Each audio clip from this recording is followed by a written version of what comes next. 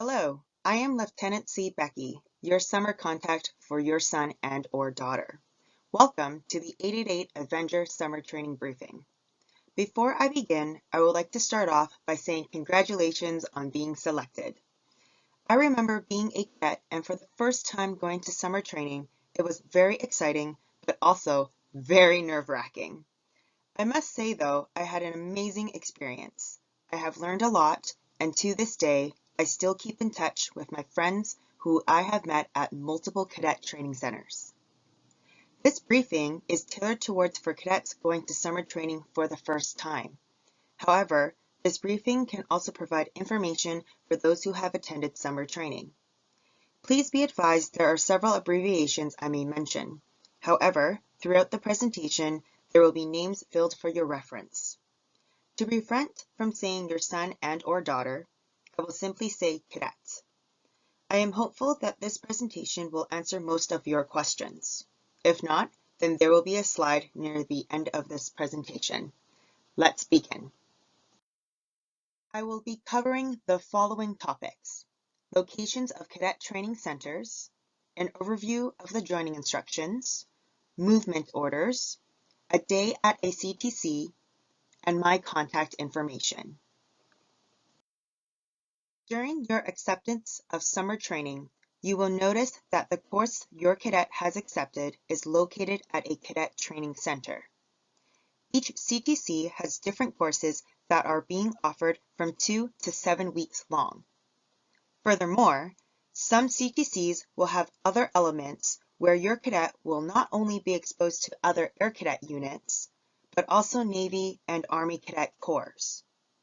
This is quite of an exciting experience as cadets throughout the summer explore different elemental training and building a sense of tri-elemental cadet community.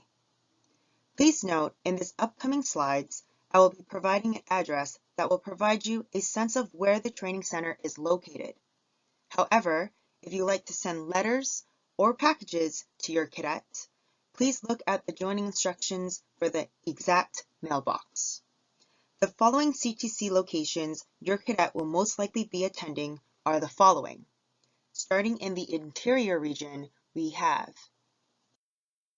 Vernon Cadet Training Center. Vernon is located approximately 1 hour away from Kelowna, BC. This is a tri-elemental base located right off Highway 97. Most of the cadets will be traveling by a charter bus. However, there are some exceptions where your cadet may travel by plane depending on the situation. Moving over to the island, we have Albert Head Cadet Training Center. Albert Head is located approximately 30 minutes away from downtown Victoria, BC. Your cadet will be traveling by bus and taking the ferry to get to this location. Next, we have HMCS Quadra. Quadra, located on the island, is approximately 30 minutes away from Comox Air Force Base. Most Navy cadet courses are located on this base. Next, we have Canadian Forces Base Comox, located on the island, where most aviation courses are held here. Again, most likely, your cadet will be traveling by bus and ferry. However, there may be situations your cadet may be flying to a nearby airport, followed by a bus. And finally, moving over to the Northwest region, we have Canadian Forces Base Cold Lake Cadet Training Center, located roughly 4 hours north from Edmonton, Alberta. Most likely, your cadet will be traveling by plane and later by bus. Please check your travel itinerary or movement order, which we will go over later in this presentation. Again, please be advised that the addresses located on the previous slides are for your reference as to where the training centers are located. For exact mailing address, please look at the joining instructions.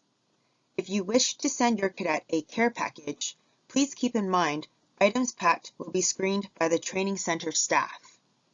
This is to ensure there are no prohibited items and/or food which cadets cannot store in their barracks. Items that require storage will be kept in accordance to the CTC's standing orders. Your cadet is recommended to bring stamps or postcards to mail out to friends and/or families. Please keep in mind packages may arrive or be delivered in a delay where the mail item may or may not arrive to your cadet during the course. Now that we know more about where each CTC is located, it is essential to read the joining instructions provided. If you have not read the joining instructions, I strongly suggest you to pause this video, download the attachment given in this post, and read as accordingly. The joining instructions are an aid for your cadet to be successful at the CTC. It covers kit items that are allowed and prohibited, how to get to the CTC if you wish to drop off or pick up your cadet, code of conduct, and available services like medical, religious practice, meals, and accommodations. If this attachment does not look familiar to you, again, I strongly suggest you to pause this video and read this attachment. The joining instructions is a mandatory read for all cadets attending summer training. Please head over to our squadron website or link provided to obtain this document. The joining instructions also has specific information for each CTC, so please have a read at which CTC your cadet is attending for further instructions or information. Lastly, the joining instructions will have forms located in the back, also known as the annexes, if they are applicable for you and your cadet. It is highly recommended to print the forms at which your cadet can provide during the intake or check-in process. I will briefly go over a few key points in the joining instructions. However, it is on your own time to read the joining instructions. Let's talk about packing or kitting. It is essential you read the joining instructions as it provides a comprehensive list of what to bring. There are optional items that you can bring as well. Please have your cadet bring their issued uniform. Although it is summer, there are certain parades or ceremonies where the training center may require your cadet to wear certain uniform attire. Most of the time, cadets will be wearing issued kit. Therefore, it is essential that your cadet brings minimal civilian clothing. Typically, civilian clothing is worn inside the barracks and when they are going to sleep. Every training center has their own regulations regarding when a cadet is able to wear civilian attire. It is best to think professional when choosing what to wear. Without a doubt, there will be more than 300 cadets at a training center. It is essential to have your cadets' items labeled. Unlabeled kit will most likely be taken from another cadet. We understand there may be limited supply and your cadet may grow while at camp. Each cadet training center will have loan kits at which your cadet is able to wear throughout the summer and may be obligated to return their kit prior to departure of camp. Each training center will have a cadet canteen at which snacks and/or items like soap, shampoo, toothpaste, toothbrush, deodorant, etc. are for sale. These items will be deducted from their cadet account, or money that is withdrawn from their own. This brings us to our next point. Money. Your cadet is allowed to bring extra cash. However, all CTCs will not cover any lost items, including money. Therefore, if you would like your cadet to have extra cash, they should bring a minimal amount. Each CTC will have a finance officer at which any extra money will be stored in your cadet's account. Your cadet will have a training bonus where they get paid $10 per day with a maximum of $60 per week. Again, this money will be deducted if your cadet chooses to purchase snacks or other items that comes with a fee during camp. This includes flight t-shirts, course photos, extra name tags, etc. With an amazing adventure ahead, there is no doubt your cadet will want to capture memories that will last forever. This brings us to electronics. Cadets can bring their cell phones, cameras, or music players. These items are mainly used during non-training hours. However, there are exceptions, like going on tours, where cadets are encouraged to take photos. If these items are used inappropriately or during training hours, at which are not permitted, these items will be confiscated. If there are any situations where investigations are required, such items may not be returned until investigations have been fully conducted.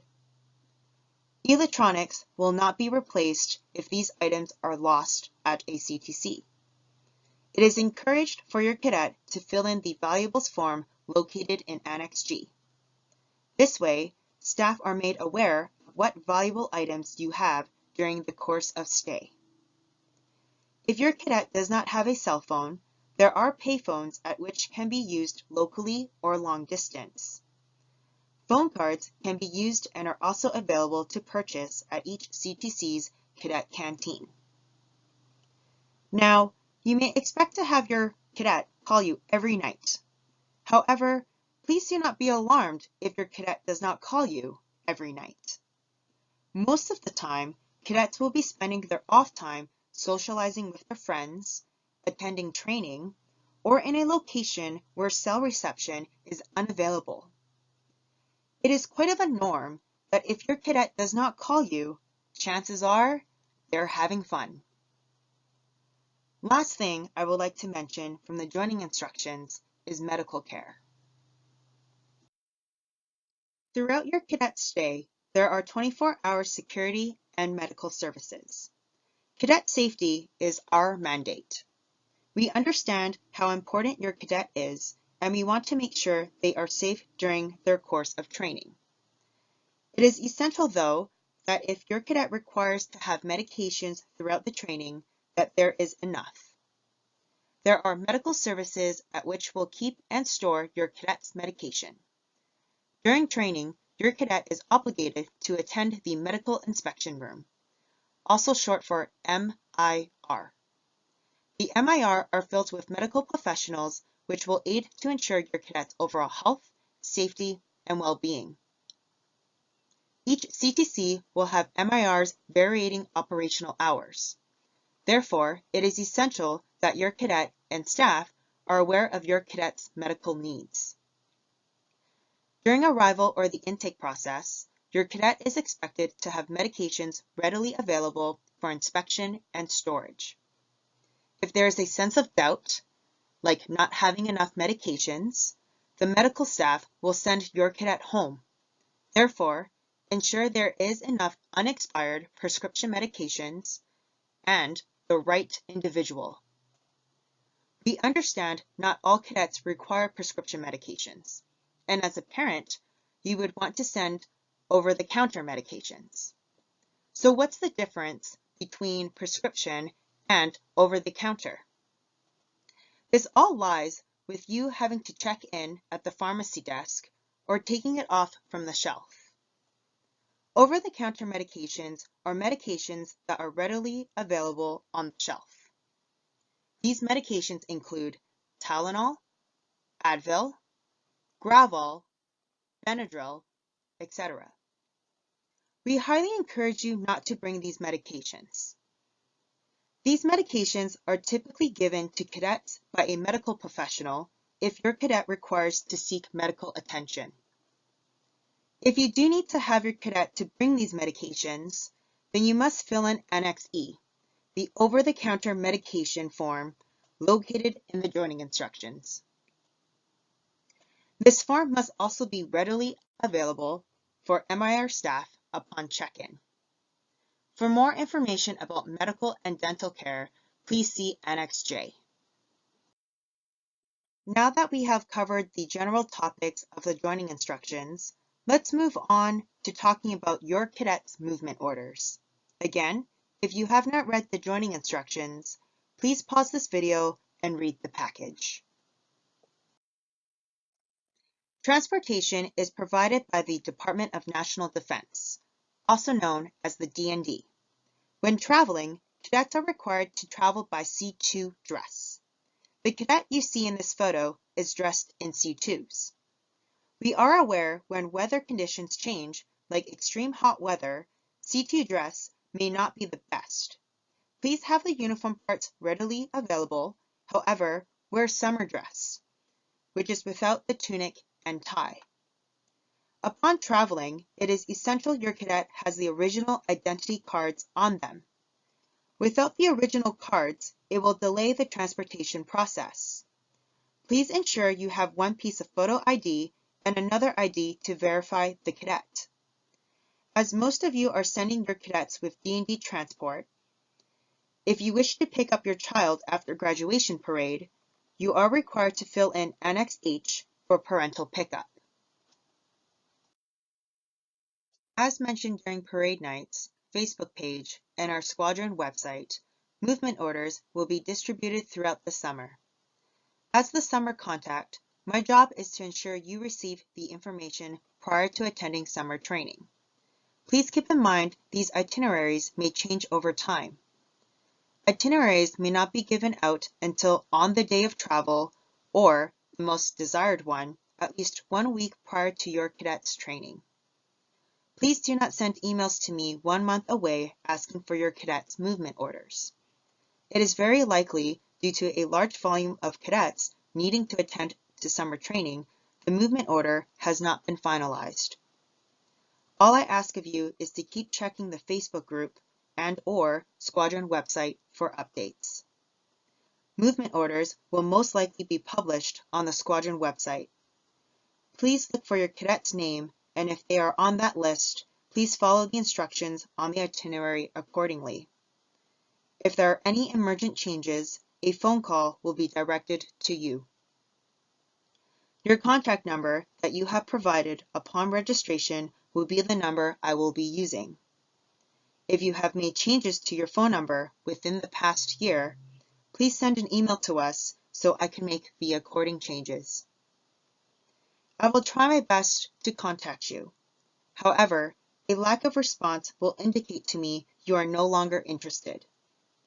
Initial messages will be broadcasted on social media, followed by an email after no response.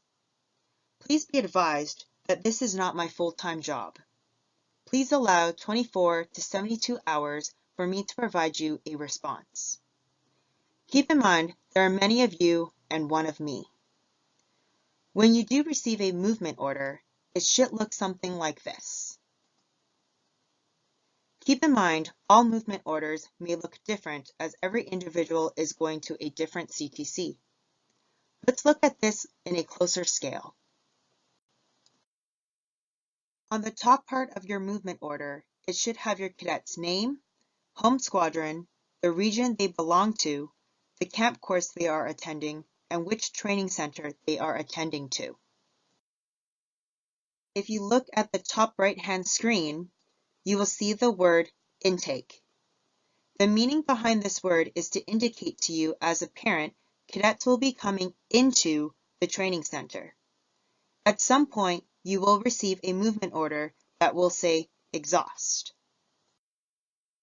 This indicates the cadet exiting the training center, where instructions will most likely be the same, however, reversed. But for now, let's focus on how your cadet gets to camp. Moving further down in the blue box, you will see where the cadet is expected to be dropped off. Here, circled in red, is an example where a cadet is required to attend to Sherman Armory. An address is provided for you.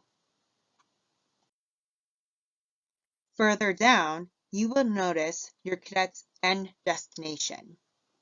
In this case, it will be Vernon CTC.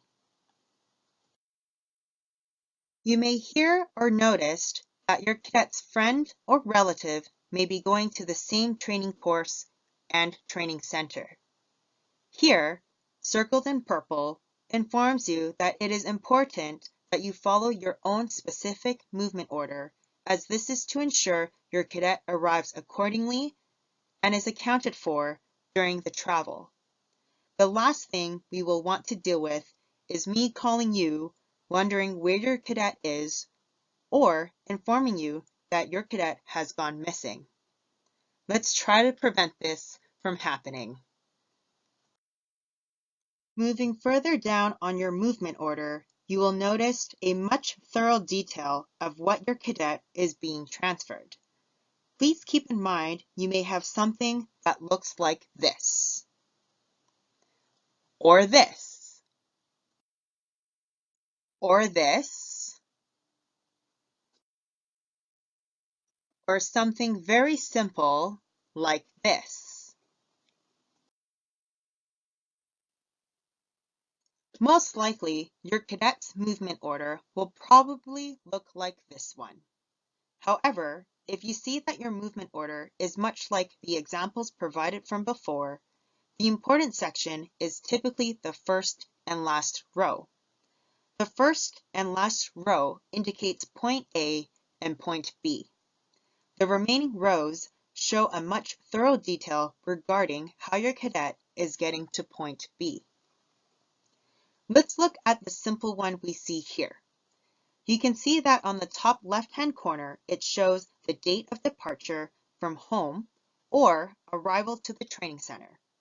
In this case, it is August 4th, and the destination is Albert Head. Circled red, you will see that this is the location and time they will be leaving. If you look back on the summary, notice there should be a time difference. The time in the blue box may state a different time, for example, 11:30 a.m., compared to the departure time that you see here, 12:15.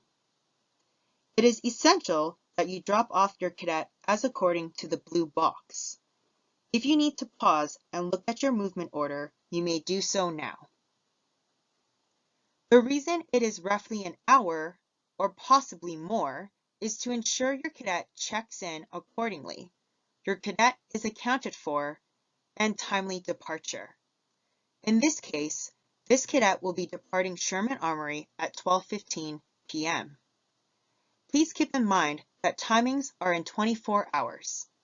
Therefore, if you see 11:30, it is 11:30 a.m.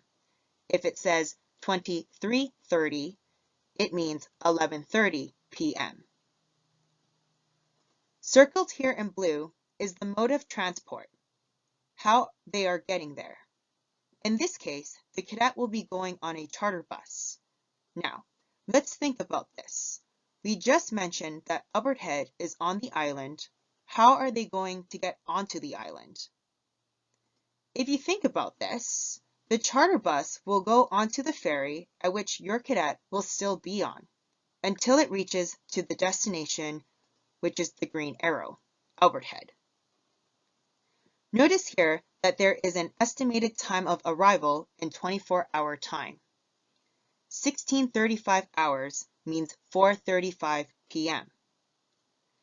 Throughout the transportation, there will be an officer throughout your cadet's travel. That officer will be responsible for ensuring your cadet gets from point A, so Sherman Armory, to point B, Albert Head, safely and accordingly. Meals and snacks will be provided when necessary. See here circled in yellow. The remarks section provides comments or notes regarding your cadet's travel. In this case, lunch will be provided during transport, and supper will be provided at the training center. Meal times vary between all training centers. I will not discuss this at this time. Now that we have thoroughly looked at the movement orders, I am sure you are wondering what would the cadets do at the training center. Please keep in mind every training course operates differently. I will simply be going over the general specifics. However, you can ask your cadet if they give you a call regarding what they have done throughout their training. Usually, training begins at 0600 hours and ends around 2200 hours. Depending on the course they are taking, there may be activities occurring after dinner. These activities are provided to further bond and provide something to do if the cadets do not have to maintain their uniform or barrack standards.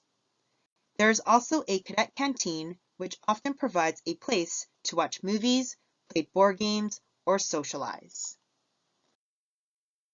Accommodations are provided where they are gender specific, so males and females will stay in separate buildings. Depending on the location, washrooms and showers may be attached with the barrack or building, or your cadet is required to shower in a separate building. Now, I understand that your cadet's kit will be limited. Therefore, laundry services are available. Cadets are encouraged to use this service to maintain proper cleanliness, health, and well-being. Meals and snacks are provided throughout their training. Typically, Sundays will be an off day. However, depending on the training course, cadets might use this day for extra training. Depending on the situation, this will not be discussed in this presentation.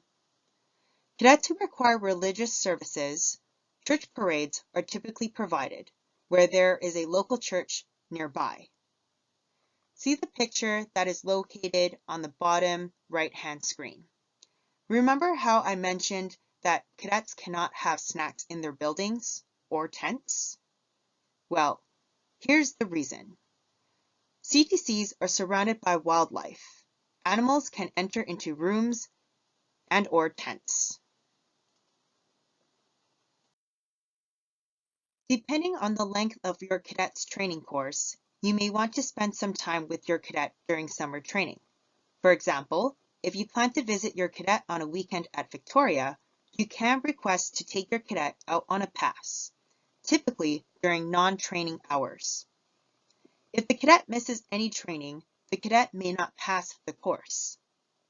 If you or another family member would like to take your cadet out on a pass, you will have to fill in Annex I.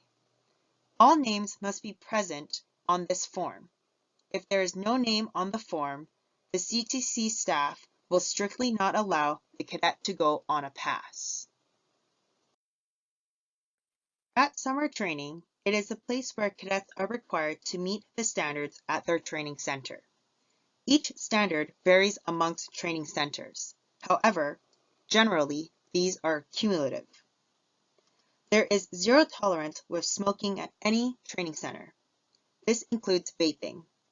At any point a cadet is found smoking and/or vaping, there will be disciplinary actions in accordance to the training center. If your cadet requires assistance, it is recommended to speak with the MIR staff for smoking cessation management. Males and/or females who have short hair must maintain in accordance to dress standards. It is recommended to get a haircut before going to summer training. If your cadet requires a haircut during summer training, there are haircut parades, which comes with a fee. The amount varies between training centers. During their stay, not only there is a standards officer to ensure appropriate deportment, there are other resources like youth counselors, the UCCMA, chaplain, and military police. These resources are open to all cadets to use during their stay at the training center. These resources will also be involved should there be any conflict at the training center. Sometimes cadets are required to return to their unit. There can be many reasons. If the extent of the injury impairs your cadet to continue with the course, he or she is required to be medically RTU'd. Again, safety is paramount. The staff at the CTC will not further an injury. In another instance, there may be family emergencies or loss while your cadet is in training.